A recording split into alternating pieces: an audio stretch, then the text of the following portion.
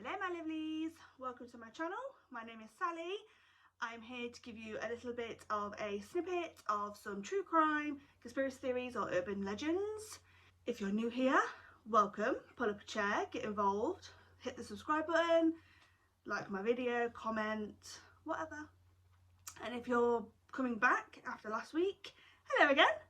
I hope you enjoyed my last video and I hope you enjoy today's as well. I'm just gonna probably get right into it. So last week we spoke about serial killer Joanna Dennehy, and this week I'm going to carry on with female killers. This isn't going to be a regular thing, but I found this case really interesting while I was looking up actually something else for another video. I came across the case of the Papin sisters. I don't know if you've heard of them. If you have, please let me know. They are French, so some of the names are going to be hard for me to pronounce, and I can't pronounce. This case is interesting, it's disturbing, and there are many theories as to why this crime was committed, which we'll talk about later. So let's get right into this, shall we? So the Papin sisters case is about two sisters who were living maids in a house in France who brutally murdered one of their employers and the employer's daughter. I'm going to start with a little bit of the background. So the older of the two sisters that committed this crime is called Christine Papin. She was born on the 8th of March 1905, and her younger sister is called Leah. She was born on the 15th of September 1911. So there is a bit of an age gap. The sisters did have an older sister called Emilia. She didn't turn to crime. She actually became a nun when she was older, but we will get into that. So both the sisters were born in France. They were born in Le Mans. I don't know how to pronounce that. And they were born to their parents, Clemence and Gustave. The parents weren't actually married when the girls were born, but they first had Emilia after Clemence actually had an affair with her employer. This turned Gustave into a very violent, very drunk man, and instead of getting divorced to begin with, they decided they would move away. And from what I can gather, Clemence wasn't happy with that, and so she decided that she would rather die than move away. And when she told Gustave this, he obviously didn't want her to die because he was actually in love with her. So as I previously mentioned, they had an older daughter called Emilia. Now, because the marriage was so bad and Gustave was drinking and being very violent, Clemence decided that she would send Emilia off to an orphanage. So when she was 9, they packed her off, sent her away, and while she was at the orphanage, it actually became apparent that she had been raped and sexually assaulted by her own father. This made Clemence quite jealous, which is very strange, very, very strange. I mean, why would you be jealous of your husband raping you or whatever? I don't. But anyway, that ultimately did end their marriage, and they did actually get a divorce, but this is a long time after. Emilia was late teens when she admitted this has happened, and then Emilia found the way of God and she ended up being a nun in the same orphanage that she was actually raised. When Christine was born, the couple was still married, but like I said before, the marriage wasn't good. So they decided that they would send Christine off to her paternal uncle, and he raised her until she was 7 years old. So the first 7 years of her life were actually very nice. Her uncle and aunt were very loving towards her. They raised her well, but Clemence decided that it was time that she bumped her off to the orphanage too. So off she went. Poor old Christine. Whilst at the orphanage as a teenager, Christine said that she had a calling to become a nun too. However, her mother wasn't going to have another nun in the family. She wasn't going to let her do that. And she decided that as soon as Christine turned 15, she could go to work. Christine was forced to go and work as a maid in various locations around Le Mans where they lived.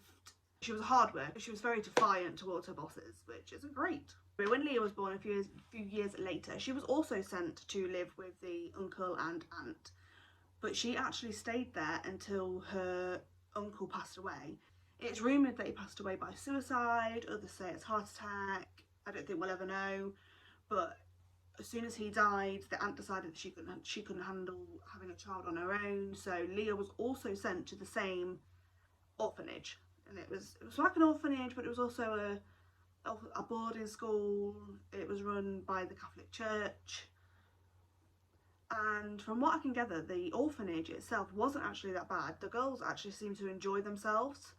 But again, as soon as Leah turned 15, she was made to go to work with her sister. The sisters did like to work together. They preferred being in the same job so that they have somebody, because at the time there was a massive class divide. Servants were treated quite badly, or cleaners or maids or whatever they were called back then. They were treated very badly. The Papin sisters were treated extremely poorly, extremely poorly. They were beaten, they were insulted. It's believed that the reason that this happened was because the people that they went to work for, the wife who they would end up killing, actually suffered with mental health issues herself and depression, and she was extremely hard on the girls. There was even one occasion that I've heard of that she smashed both the girls' heads into a brick wall, causing a lot of damage, and they weren't allowed to go to hospital and they had to look after themselves, and then they were forced to get up later that day and do the jobs that they were supposed to do. So they knew that they were being abused, and her employers knew that they were abusing them, but in those times it wasn't something that people tended to worry about. By all accounts, Leah was the exact opposite to Christine. She was more lazy, her IQ was lower, she was obedient, she was quiet, she was shy. She would literally do anything that Christine told her, because they had this, although they were only sisters, they had like a twin telepathic thing that they always felt connected. It's even said that when they were at the orphanage, because they spent probably 1 or 2 years actually at the orphanage at the same time, they would sit on opposite sides of the rooms and somehow manage to communicate. So eventually in 1926, both the girls were employed by a French ex-solicitor. His name was René Lancelin. Lancelin? We'll just call him Rennie. His wife Leonie and their daughter Genevieve. They also did have an older daughter, but she was married and moved out and was living her own life. But they were actually employed as live-in maids, so they would live in at the Lancelin's house and do everything for them, cook, clean, everything, take care of them. And as I previously mentioned, Leonie, the wife, wasn't very nice to them. She was extremely abusive, extremely violent. She was just horrible to them. Not that excuses what they did to her. I'm just putting that out there. That's not an excuse for what they did, because when I tell you about the crime, it's absolutely horrific. But I'm just saying, she wasn't very nice. There isn't much about René actually. He was, like I say, he was an ex-solicitor, so he was smart. They had wealth. There's nothing to say that he was ever that horrible to them. So the girls worked there for a fair few years. They'd suffered all this abuse. Although this was all happening, they knew that they had to stay because they needed the money, again because they were of the poorer class. But on the 2nd of February 1933, something snapped.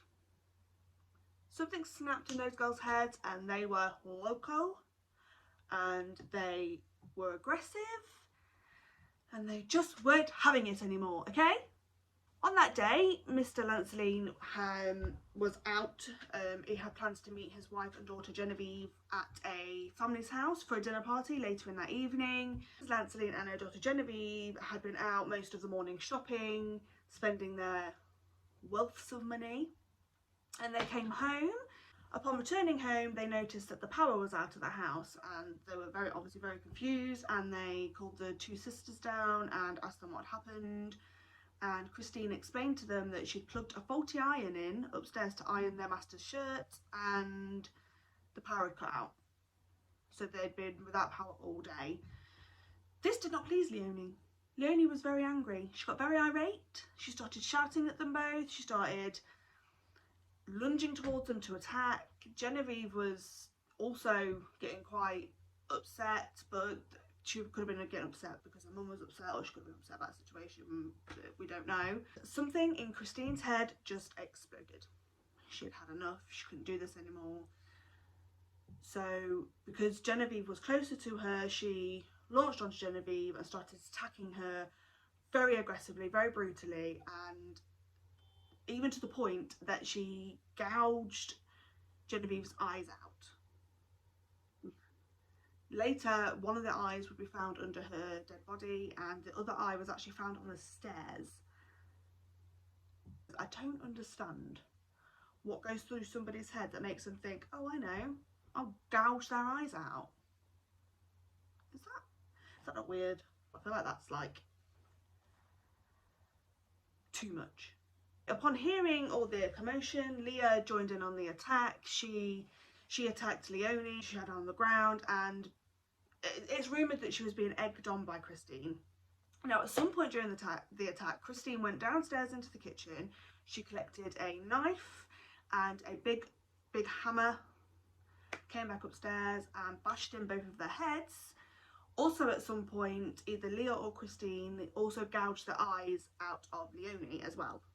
Her eyes were found wrapped in a scarf that was around her neck when her body was found later. They also grabbed a pewter pitcher, which is what they used in those days to put water and stuff in to take to their bedrooms or wherever they were going to use it.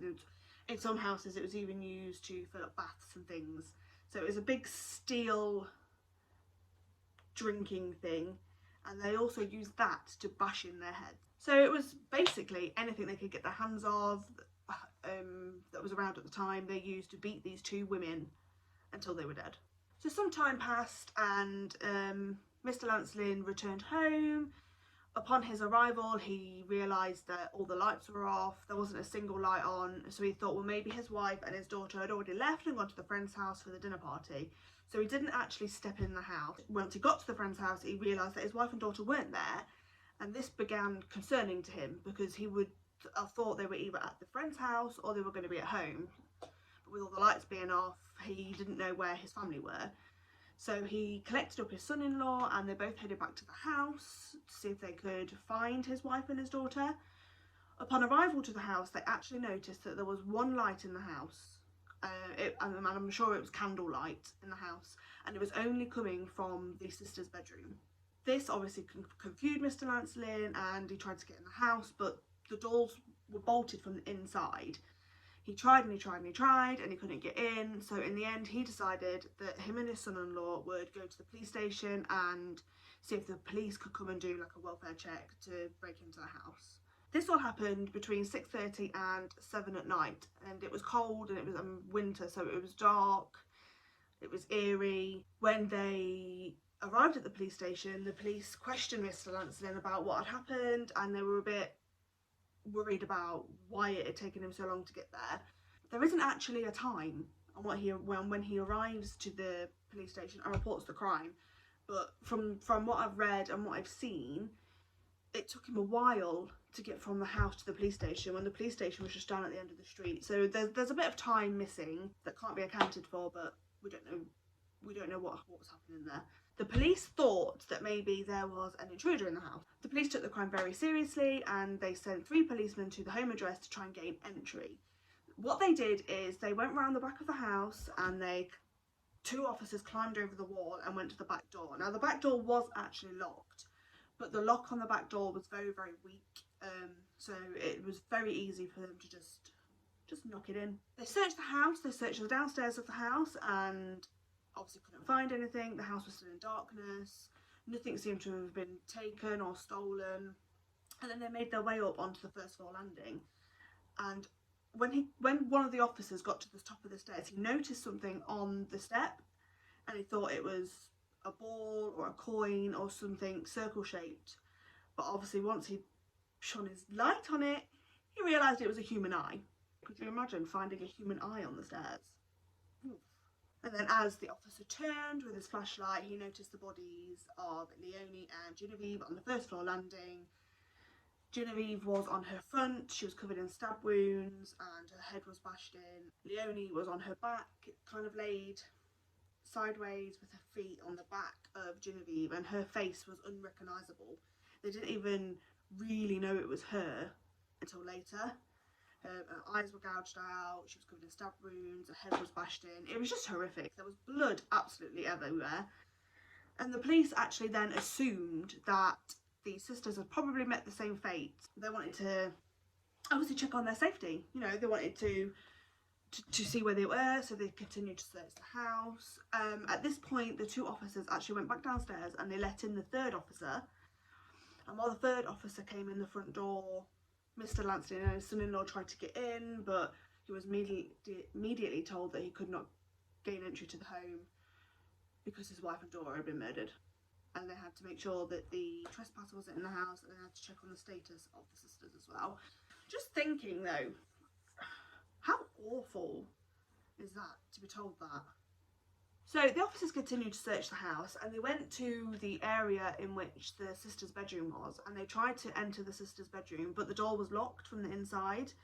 They were knocking on the door and trying to get an answer, but there wasn't a single sound. So again, they carried on assuming that the sisters were probably dead. They would probably open the door and find them dead in their beds. They decided that they needed a locksmith to come and open the door, so they went and got the locksmith. He came back, he unlocked the door, they walked in, and to their shock and horror, the sisters were laying in bed together, naked, may I add, naked, with bloody hammer next to their bed. And the hammer actually had hair hanging off it, and it was wet blood as well. The police obviously questioned Christine and Leah, and Leah mocked the police. She said that she was deaf and she was dumb, so they would have to speak to her sister. Christine was very arrogant. She was cold-hearted. She simply said, "I killed them." I mean, that's a confession. So with that, the police took both the girls down to the police station. I mean, it wasn't a hard crime to solve. They didn't really have to do that much, did they? So upon their arrest, both girls were sent to separate prisons. This enraged Christine, enraged her. She was so angry. She refused to eat. It actually got to the point where the guards at the prison decided, you know, we're going to have to let them see each other because this is just getting ridiculous. And that's what they did. They let the sisters see each other. They let them meet. And as soon as Christine entered that room, she took off her blouse and asked her sister to take her. Think of that what you will. For me, if you're asking my opinion on it, I would obviously think that they were having some kind of incestuous lesbian relationship. It's not that's what everybody would think. Although later on in court, the defence claimed that that isn't true and that never happened. Again, I guess we'll never know. But if that is true, before the case actually went to trial, the court obviously got 3 doctors to come in and test the sisters to see if they were sane enough to stand trial. They determined that they were, that there was no mental health issues, the girls were perfectly healthy, so that they would be able to stand trial and that they would be considered to be sane. I don't know how. Later in court, it is said that that claim can't be true because their uncle was suspected to commit suicide, their mother and father were not very nice people, and a number of their cousins were put in asylums. So, I mean, take away from that what you will, but my personal opinion is that they were insane. There was something going on, because you don't just gouge someone's eye out and bash their heads in because the iron was faulty. That doesn't make sense to me. So eventually the sisters stood trial. They stood trial in September of 1933.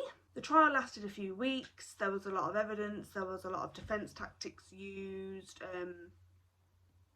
The prosecution said that both sisters should be held liable for the crime, whereas Leah's defence attorney said, well, she was under the power of Christine. Christine was the dominant sister. She wouldn't have done it if it wasn't for Christine. And Christine's defence lawyer didn't really argue that she didn't do it. He just said that she had to be insane. But anyway, the jury only took 40 minutes to decide that they were both guilty of murder. Now this is the bit that gets me, okay? Christine, the dominant sister, was sentenced to death. Okay? She was sentenced to death, which would later actually be commuted to life in prison, but she was sentenced to death at the trial. Whereas Leah, she was sentenced to 10 years in prison and then 20 years as an exile, which obviously means that once she was released from prison she had to move away and stuff. But They both committed the crime and they both admitted to committing the crime. They're both sane, according to the courts. So why was Christine sentenced to death and Leah wasn't? It is said, obviously, like I said before, that Leah was under the spell of her sister. She wouldn't have done this if it wasn't for her sister, but we can't know for sure, can we? So the girls were sent away to do their prison sentences in separate prisons. Leah coped surprisingly well, actually, in prison. She worked in the washroom, she made friends, she had a pleasant time, I guess, in prison. She didn't cause any trouble. She was actually released after serving only 8 years of her sentence, where she moved away. She was joined by her mother. She had a new identity. She went on to work in hotels, and then she died peacefully in either 1987 or 2001. And I'll come back to that in a second. Christine, however, did not cope with prison. She didn't like prison. She didn't like being away from her sister. That was the main thing. She actually began to starve herself, cut herself, and poop in her own bed. The prison officials decided that she would need to go to a mental health hospital. Upon arrival, she was still doing the same things. They thought that she would get help and she would get better, but she didn't. She didn't get better. She starved herself to death. She was found in her cell in 1937. All her organs had shut down and she was incredibly thin, and like I said, she'd starved herself to death. So I just want to quickly touch on what I said earlier about Leah. So a lot of films and books and things like that have been written about the Papin sisters since the crime, and there was a young filmmaker who went on a search for Leah because he couldn't find a proper death record for her. But obviously she changed her name, so that could have been a reason. Anyway, he believed that he found a woman in 2000 who was living in a hostel and she had had a stroke, so she was paralysed and she couldn't speak. He thought that this was Leah, and he was actually convinced this was Leah. However, this lady actually died a year later because of the lasting effects of the stroke, so we won't know. He couldn't ask her. He tried, but she was just not able to answer him. So it's unclear of when Leah died, whether it was in 1987 or whether it was in 2001. That woman is dead. So that's the Papin sisters story. I also went on the hunt for information about what happened to Lancelin after his entire family except one daughter had been killed. I hope he had a nice life. It sucks that his wife and his daughter had to die the way they did.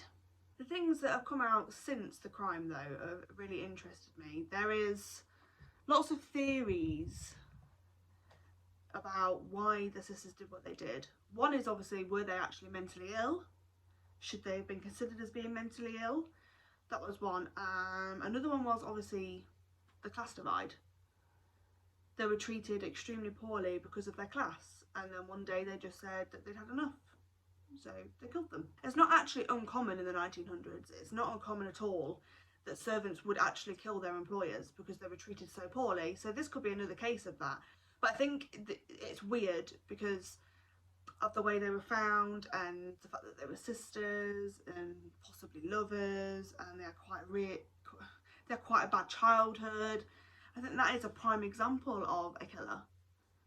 And I'm not saying I condone it, and I'm not saying that I feel sympathy for them, but I do feel sorry for them. Like, they had a really, really crap life. Really crap. And that's kind of sad. And it resulted in them doing what they did. And Christine lost her life by her own hands, and Leah lost a section of her life. I mean, I don't really think she was punished that much, to be honest, but well, I guess we'll never know. I'm interested to know what you guys think. If you leave some comments and let me know what you think of the crime, that'd be interesting. I'd like to get your opinion on it. That's the Papin sisters case. I hope you enjoyed that. If there's anything you'd like to add or any questions you'd like to ask, please do. Hopefully I'll see you next week for a new video, and don't forget to subscribe to my channel and like the video. Okay? Love you guys. Stay safe and don't kill anybody. Okay? Love you.